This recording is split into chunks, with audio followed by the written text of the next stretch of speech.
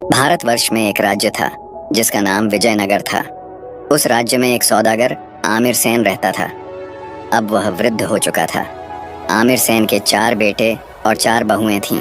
उसके सभी बेटे दिखने में सुंदर और बुद्धिमान थे और चारों बहुएं भी बेहद सुंदर और समझदार थीं। वृद्ध हो चुके आमिर सेन का अंतिम समय निकट आ गया था। उसने सोचा, मुझे अपने चारों बेटों से बात करनी चाहिए। अगर मैं मर गया तो ये संपत्ति का बंटवारा कर लेंगे। ये कलयुग है और शायद ये चारों भाई कभी साथ रहने की इच्छा नहीं रखेंगे। चारों भाई आपस में झगड़ा करेंगे और अपनी अपनी पत्नियों के साथ अलग हो जाएंगे। इतने धन संपत्ति का लाभ केवल चोर और डाकू उठाएंगे। ये सोचकर आमिर सेन ने अपने चारों बेटों को बुलाया। उसका एक मित्र भी था जो बहुत ही न्यायप्रिय और चतुर व्यक्ति था। वह सभी स्थितियों को समझने और हल करने में निपुण था। आमिर सेन ने अपने चारों बेटों से कहा, पुत्रों, जब तक मैं जीवित था तब तक तुम्हें किसी बात की चिंता नहीं थी, लेकिन अब मेरा अंतिम समय आ गया है। अगर भविष्य में तुम सब कभी अलग होने की इच्छा व्यक्त करो तो अपने चाचा जी को बुला लेना। वह बहुत चतुर और न्यायप्रिय हैं। वह जो भी फैसला करेंगे वही मानना और उसी के आधार पर अपना जीवन व्यतीत करना। यह कहकर वृद्ध सौदागर ने अपनी अंतिम सांस ली और मृत्यु को प्राप्त हो गया। सौदागर की मृत्यु के बाद उसके सभी बेटों और बहुओं ने बहुत दुख व्यक्त किया और रोने लगे।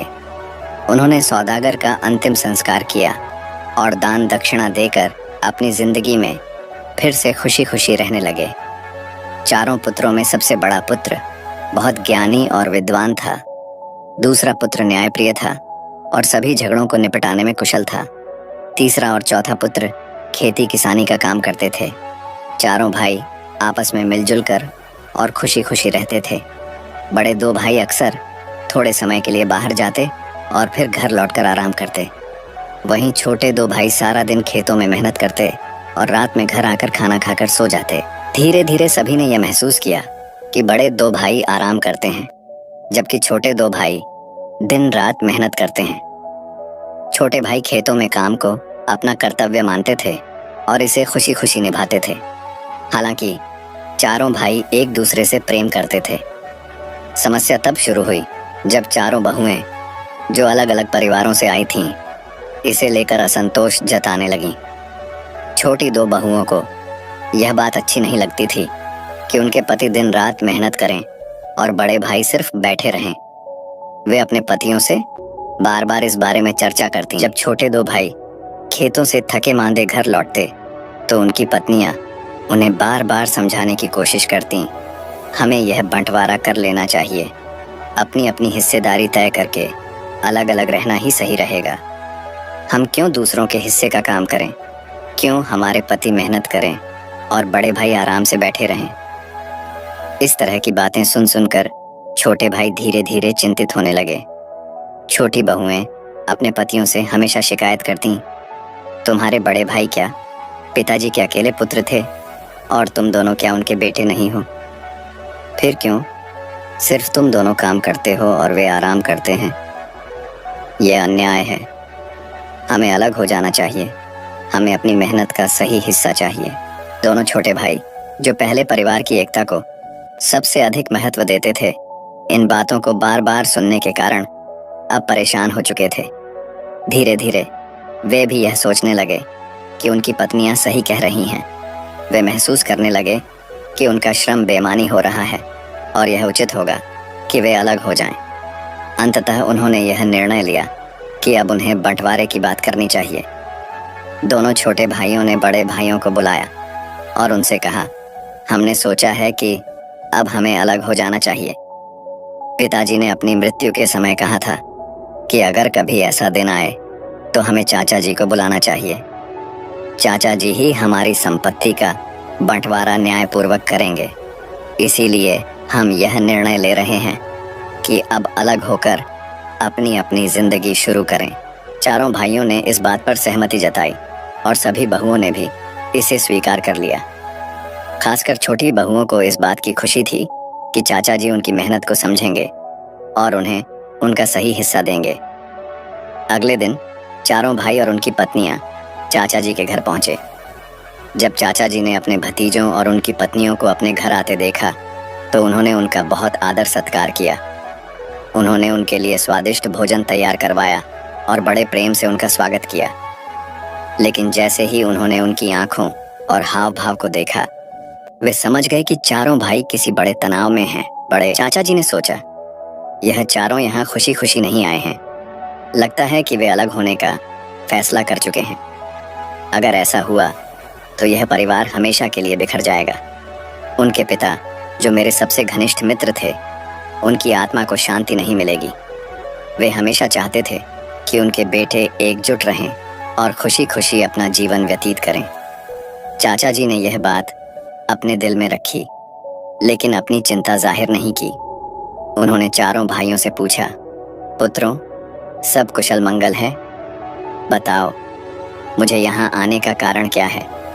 मैं तुम्हारी क्या मदद कर सकता हूँ? चारों भाइयों ने एक दूसरे की ओर देखा और बड़े भाई ने धीरे से कहा, चाचा जी, हम यहाँ एक बड़ी समस्या लेकर आए हैं। पिताजी ने अपने अंतिम समय में कहा था कि अगर कभी हम अलग होने का फैसला करें तो हमें आपके पास आना चाहिए। आप ही हमारी संपत्ति का न्यायपूर्वक बंटवारा करेंगे। अब हम सब ने यह निर्णय लिया है कि हमें अलग होना चाहिए। हम चाहते हैं कि आप हमारे साथ चलें और हमारी संपत्ति का ऐसा बंटवारा करें जिसमें सबकी सहमति हो। चाचा जी ने उनकी बात सुनी, लेकिन भीतर से उनका दिल बैठ गया। उन्होंने सोचा, अगर ये चारों अलग हो गए तो यह परिवार हमेशा के लिए टूट जाएगा। मेरे मित्र की आत्मा को यह देखकर शांति नहीं मिलेगी, लेकिन इनकी बातें और फैसले पहले से ही तय लगते हैं। मैं इन्हें कैसे समझाऊं? अब चाचा जी भी परेशान थे कि वह क्या करेंगे, लेकिन वह तो मित्रों के पुत्रों हैं और उनके बाद मानना पड़ेगा। चाचा जी ने सभी भाइयों और उनकी पत्नियों की बातें ध्यान से सुनी और बोले, तुम्हारे पिताजी वास्तव में एक दूरदर्शी व्यक्ति थे। कल रात वे मुझे सपने में आए थे और उन्होंने बताया था कि उनके पुत्र और पुत्र वधुएं अब अलग होना चाहते हैं। उन्होंने मुझसे कहा कि अगर ऐसा दिन आए तो मैं तुम्हारी मदद करूं। लेकिन उन्होंने एक बात और कही, यह बंटवारा तभी सफल होगा जब इसे भगवान की कृपा और आशीर्वाद के साथ किया जाए। इसलिए मेरी एक शर्त है, हम पहले भगवान का दर्शन करेंगे और फिर तुम्हारे घर लौटकर तुम्हारी संपत्ति का बंटवारा करेंगे। क्या तुम सबको यह स्वीकार है? सभी ने सहमति में सिर हिलाया। बड़े भाई ने कहा, आप सही कह रहे हैं चाचा जी। भगवान का आशीर्वाद लेकर ही यह काम करना उचित होगा। हम सब आपके साथ हैं। अब सभी भाई बहुएं और चाचा जी पास के मंदिर की ओर चल पड़े। भगवान के दर्शन के दौरान चाचा जी ने भगवान से प्रार्थना की और उनसे मार्गदर्शन मांगा। उनकी आंखें बंद थीं और उनके मन में एक विचार आया, एक ऐसा उपाय जिससे परिवार की एकता बनी रहे और बंटवारे का सवाल ही खत्म हो जाए। दर्शन के बाद वे सभी घर लौटने लगे। रास्ते में एक बड़ा और घना पेड़ दिखाई दिया। चाचा जी ने कहा, हम सब थके हुए हैं और भूख से परेशान हैं। चलो थोड़ी देर इस पेड़ के नीचे आराम करते हैं और फिर घर चलते हैं। सभी ने उनकी बात मान ली और पेड़ के नीचे बैठ गए। जब सबने अपने अपने साथ लाया हुआ खाना निकालने की कोशिश की तो उन्होंने देखा कि उनके खाने के पोटले गायब हैं। सभी घबरा गए और इधर उधर ढूंढने लगे, लेकिन कहीं कुछ नहीं मिला। बड़े भाई ने कहा, अब क्या करें?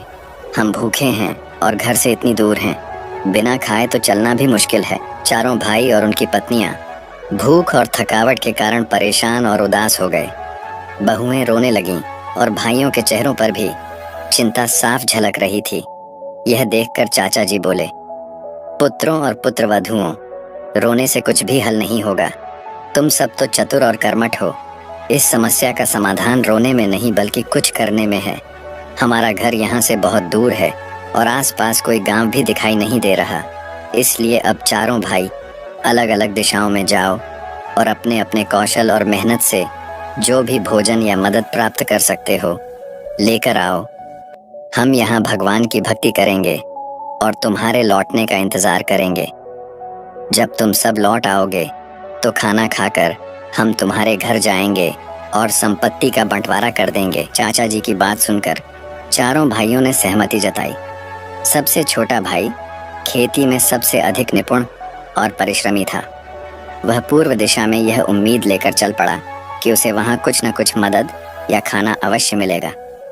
चलते चलते वह एक ऐसी जगह पहुंचा जहां कुछ किसान अपनी खेतों में मेहनत कर रहे थे, लेकिन उनका काम रुक गया था। उनके पास 2 बड़े और शक्तिशाली बैल थे, लेकिन किसी कारणवश खेती सही से नहीं हो पा रही थी। किसान बहुत परेशान और थके हुए लग रहे थे। छोटा भाई यह सब देख रहा था। उसने उनसे पूछा, भाइयों, आप लोग इतनी मेहनत के बावजूद खेत में सही से काम क्यों नहीं कर पा रहे? उनमें से एक किसान ने गहरी सांस लेते हुए कहा, भाई, हम पूरी कोशिश कर रहे हैं, लेकिन बैल हमारी बात नहीं मान रहे। हमारे खेत तैयार नहीं हो पा रहे। हमें नहीं लगता कि हम इस काम को पूरा कर पाएंगे। छोटा भाई मुस्कुराया और बोला, क्या आप लोग मुझे यह काम करने देंगे? मैं आपके खेत को सही से जोत दूंगा। आपके बैल मेरी बात मानेंगे और मैं समय पर यह काम खत्म कर दूंगा।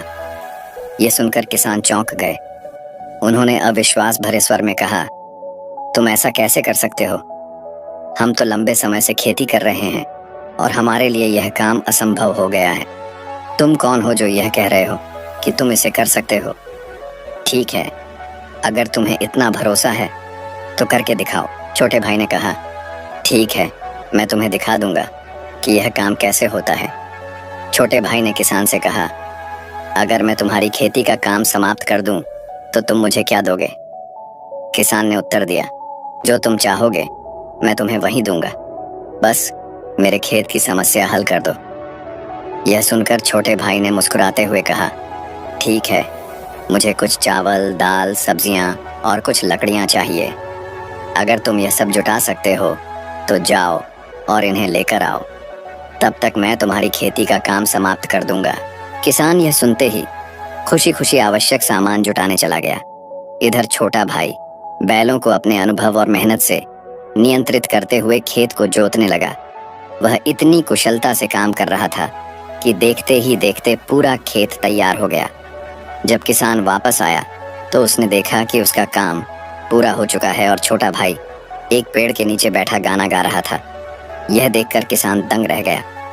उसने कहा, भाई, तुम सचमुच बहुत मेहनती और ईमानदार हो।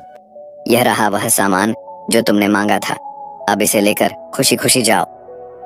छोटे भाई ने किसान का धन्यवाद किया, सामान को समेटा और वापस विशाल पेड़ के पास लौट आया, जहां चाचा जी, उसके अन्य भाई और उनकी पत्नियां पहले से बैठे हुए थे। तीसरा भाई पश्चिम दिशा की ओर निकल पड़ा। चलते चलते वह एक जगह पहुंचा जहां उसने देखा कि 5 आदमी खड़े होकर आपस में गंभीर बातें कर रहे थे। वह चुपचाप उनके पास गया और ध्यान से उनकी बातें सुनने लगा। उनमें से एक व्यक्ति कह रहा था, यह खेत हमेशा सूखा रहता है। पानी की व्यवस्था न होने के कारण यहाँ कभी भी अच्छी फसल नहीं होती, लेकिन राजा हर साल कर वसूलने आ जाता है। हमें तो इस खेत से कुछ भी लाभ नहीं मिलता। अब बताओ, हम राजा को कर कहाँ से देंगे? तीसरे भाई ने उनकी समस्या सुनकर कहा, मैं इस समस्या का हल निकाल सकता हूँ, लेकिन मुझे बताओ, अगर मैं तुम्हारी यह समस्या हल कर दूं तो तुम मुझे बदले में क्या दोगे? यह सुनकर सभी आदमी ने कहा, अगर तुम इस समस्या का हल निकाल सकते हो तो हम तुम्हें सोने के सिक्के दे सकते हैं। यह सुनकर सौदागर के पुत्र ने सोचा और बोला, अगर इस खेत में फसल नहीं हो रहा है तो तुम गायों की गोबर को ले आओ और उसे रसगुल्ले की तरह गोल गोल बना लो। फिर उसके अंदर फसल के बीज रख दो और उसे खेत में डाल दो। उसके बाद खेत में पानी दे दो। अब वह गोबर की गोलियां पानी में डूबकर मिट्टी में समा जाएंगी और फसल बहुत अच्छे से उगने लगेगी। यह बात सभी को बहुत पसंद आई और उन्होंने तीसरे भाई को धन्यवाद देते हुए उसे सोने के सिक्के दिए। सभी ने खुशी खुशी विदाई दी। वो सिक्के लेकर बाजार चला गया और खाने के लिए कुछ सामान इकट्ठा किया। फिर खाना लेकर लौटते हुए उस पेड़ के नीचे गया जहां उसकी पत्नी, भाइयों की पत्नियां और चाचा जी बैठे हुए थे। अब दूसरे भाई की बारी थी। वह उत्तर दिशा की ओर चल पड़ा। वह थोड़ा घबराया हुआ था क्योंकि उसके पास कोई खास योजना नहीं थी, लेकिन उसने सोचा कि अपनी यात्रा पूरी करनी चाहिए। वह चलते चलते एक बरगद के पेड़ के नीचे रुका। जहां उसे एक व्यक्ति रोते हुए दिखाई दिया। वह आदमी दिखाई में एक जमींदार या सौदागर का बेटा लग रहा था। दूसरे भाई ने उसके पास जाकर पूछा, तुम कौन हो और यहाँ क्यों रो रहे हो? आदमी ने आंसुओं के साथ अपनी दुख भरी कहानी को साझा करते हुए कहा, मैं एक जमींदार का बेटा हूँ और मेरे साथ के भाइयों ने मुझे अलग कर दिया। घर के बंटवारे के बाद एक बिल्ली बची थी और सब ने फैसला किया कि यही बिल्ली हमारी संपत्ति का हिस्सा है। हमारे बीच इस बिल्ली को लेकर विवाद हुआ और कुछ लोगों ने कहा कि इसका आधा हिस्सा उनका है, तो किसी ने कहा कि उनका। फिर एक आदमी उस बिल्ली का चारों पैर को हम चारों भाइयों से बंटवार कर दिया। बंटवारे के बाद इस बिल्ली का एक पैर टूट गया। मैंने खुद से उसे ठीक करने की कोशिश की और उसके पैर को कपड़े से बांध दिया। वो पैर मेरा हिस्सा का था।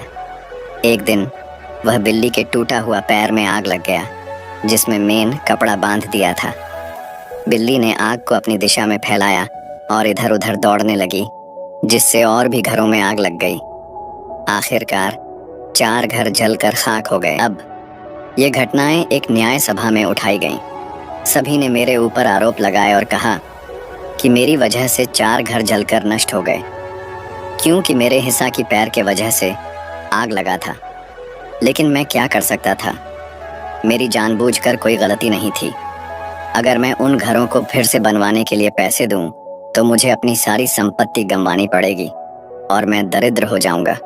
मेरे पास अब कोई रास्ता नहीं बचा है और इस संकट से बाहर निकलने का कोई तरीका नहीं दिखाई दे रहा है। आदमी के आंसू फिर से बहने लगे। यह सुनकर सौदागर के दूसरे पुत्र ने उससे पूछा, अगर मैं तुम्हारी समस्या का हल निकाल दूं, तो क्या तुम मुझे कोई इनाम दोगे? आदमी ने जवाब दिया, अगर तुम मेरी मदद कर सकते हो तो मैं तुम्हें 500 सोने की सिक्के दूंगा। बस मेरी मदद करो। सौदागर का बेटा, जो बेहद समझदार था, कहने लगा, ठीक है, तुम सभी को इकट्ठा करो और मुझे बताओ कि क्या हुआ है। मैं यह समस्या हल करने के लिए कदम उठाऊंगा। सौदागर का दूसरा पुत्र वहां पहुंचा, जहां सभी लोग इकट्ठा हुए थे। सभी ने उसे बोला कि तुम यहाँ क्या करने आए हो? इस समस्या का समाधान कल ही तय हो गया था कि यह सबका जिम्मेदारी है। फिर सौदागर का दूसरा पुत्र बोला, नहीं नहीं, ये कैसे हो सकता है? वह तो इस समस्या का हिस्सा भी नहीं है। सभी लोगों ने बोले, आप क्या कह रहे हो? इसमें तो सभी दोष इसका है। फिर तुम कैसे इसे निर्दोष कह सकते हो? उसने कहा, आप सब कह रहे हैं कि इस सौदागर पुत्र का हिस्से वाला पैर ही ये सब का कारण है, लेकिन क्या आप यह नहीं जानते कि बिल्ली 4 पैरों पर चलती है? आग सिर्फ एक पैर में लगा था, लेकिन वो तो जख्मी था। बचा हुआ पैर से बिल्ली भागती रही और सभी घर में आग लग गई। इसमें टूटा हुआ पैर का कोई गलती नहीं है। सभी गलती तो बाकी 3 पैर की है। अगर वो नहीं होते तो ये भागती कैसे? सभी ने उसकी इस बात पर सहमति जताई। उन्होंने महसूस किया कि दूसरे सौदागर पुत्र की बात में तर्क है। इस निर्णय पर पहुंचा गया कि इसमें यह सौदागर पुत्र का दोष नहीं है, बल्कि यह बाकी 3 भाइयों की सामूहिक जिम्मेदारी है। इसके बाद तीनों भाइयों ने मिलकर उन जले हुए घरों की मरम्मत कराने का फैसला किया। दूसरे सौदागर पुत्र को उसकी समझदारी और निष्पक्षता के लिए धन्यवाद दिया गया। उस आदमी ने वादा निभाते हुए उसे 500 सोने के सिक्के, कुछ चावल, दाल, सब्जियां और फल दिए। सौदागर का दूसरा पुत्र खुशी खुशी उन चीजों को लेकर पेड़ के पास आ गया, जहां बाकी सब उसकी प्रतीक्षा कर रहे थे। इस बीच सबसे बड़े सौदागर पुत्र, जो ज्ञान और बुद्धि में सबसे अधिक परिपक्व था, एक मंत्री के घर पहुंचा। उसने देखा कि मंत्री और उसका परिवार चिंता और भय में डूबे हुए हैं। उसने उनसे पूछा, आप सब क्यों रो रहे हैं? ऐसी क्या समस्या है जो आपको इतना परेशान कर रही है? मंत्री ने जवाब दिया, हमारे राजा ने मुझे एक पागल हाथी का सटीक वजन बताने का आदेश दिया है। यदि मैं ऐसा करने में असमर्थ रहता हूँ तो राजा मुझे और मेरे पूरे परिवार को मृत्यु दंड देंगे। यह काम असंभव लगता है। एक जीवित और पागल हाथी का वजन कैसे मापा जा सकता है? यह सुनकर बड़े सौदागर पुत्र ने मुस्कुराते हुए कहा, यह काम उतना कठिन नहीं है जितना आप सोच रहे हैं। मैं इसका हल चुटकियों में निकाल सकता हूँ। लेकिन आप मुझे यह बताएं कि बदले में आप मुझे क्या देंगे। मंत्री ने कहा, यदि तुम इस समस्या को हल कर दोगे तो मैं तुम्हें 1000 सोने के सिक्के, बहुत सारा अनाज और उपहार दूंगा। सौदागर पुत्र ने कहा, तो सुनिए, सबसे पहले इस हाथी को एक नाव पर चढ़ा दीजिए और उसे नदी में छोड़ दीजिए। जब नाव पानी में डूबने लगेगी तो जहाँ तक वह डूबेगी उस निशान तक पत्थर रखकर नाव को उसी स्तर तक डुबो दीजिए। फिर उन पत्थरों का कुल वजन माप लीजिए, यही हाथी का वजन होगा। मंत्री ने उसकी सलाह मानी और उसी प्रक्रिया को अपनाया। नतीजा बिल्कुल सही निकला और हाथी का सटीक वजन मापा जा सका। मंत्री और उसका परिवार बहुत खुश हुए। उन्होंने वादे के अनुसार 1000 सोने के सिक्के, चावल, दाल, सब्जियां और अन्य उपहार सौदागर के बड़े पुत्र को दिए।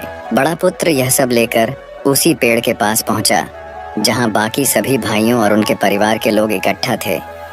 अब सभी चीजें तैयार हो चुकी थीं और भोजन बनाया गया। भोजन के बाद चाचा जी ने चारों भाइयों से पूछा, क्या तुम लोग अब भी अलग रहना चाहते हो या फिर साथ रहना पसंद करोगे? चारों भाइयों और उनकी पत्नियों ने एक दूसरे की तरफ देखा और समझ गए कि हर इंसान के पास अपनी विशेषता और गुण होते हैं। एक दूसरे का साथ ही सबसे बड़ी ताकत है। छोटे भाई और उनकी पत्नियों ने बड़े भाइयों और उनकी पत्नियों के पैरों पर गिरकर माफी मांगी। बड़े भाइयों ने उन्हें गले लगाकर माफ कर दिया। इसके बाद सबने एक दूसरे से वादा किया कि अब से वे हमेशा मिलजुल कर रहेंगे। सभी खुशी खुशी अपने घर लौट गए और एक साथ सुखपूर्वक जीवन बिताने लगे। दोस्तों, आपको ये कहानी कैसे लगी कमेंट करके ज़रूर बताइए। वीडियो अच्छी लगी है तो लाइक एंड शेयर करें। ऐसे नई नई कहानी के लिए चैनल को सब्सक्राइब ज़रूर करें। आपको किसी तरह कहानी पसंद है हमें ज़रूर बताइए ताकि हम उसी तरह की वीडियो लेकर आएंगे।